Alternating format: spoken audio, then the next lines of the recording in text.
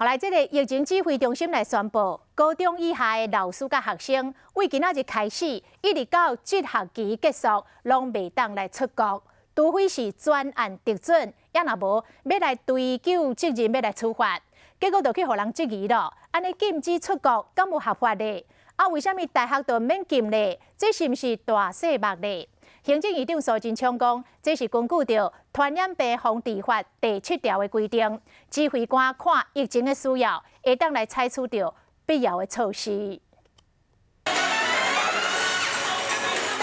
今晚若出国去迪士尼佚佗，恐惊大家拢会甲你请，因为疫情指挥中心宣布，全国高中以下的师生，今晚开始这学期停止出国，除非报请专案的申请，若是有人无听话，安尼会处罚。有县市教育局讲，老师会使靠操行分数来处罚，也不过法院是对于老师找无。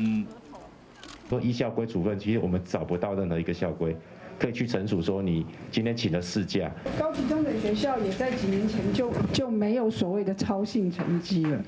所以扣超信也是让我们昨天有一点傻眼。法院的依据是《传染病防治法》第7条就有明白规定，基于防疫的需要，种种的可以作为。就刚刚通过的特别条例第7条，也有指挥中心指挥官得为防疫需要为种种的处置。不过，现在敢若禁止高中以下师生出国，却是放过大学的师生。倒不是特别针对，只是对师生而且对师生这个反而是从防疫保护的角度来看，我们应该要预防以先，而不是从回国之后才发现早知道就不去。嘛是无讲清楚讲，这个校园防疫这紧张是安怎无一视同仁？既然防疫优先，应读万卷书，先袂使行万里路，嘛袂使干那挡高中以下师生的路。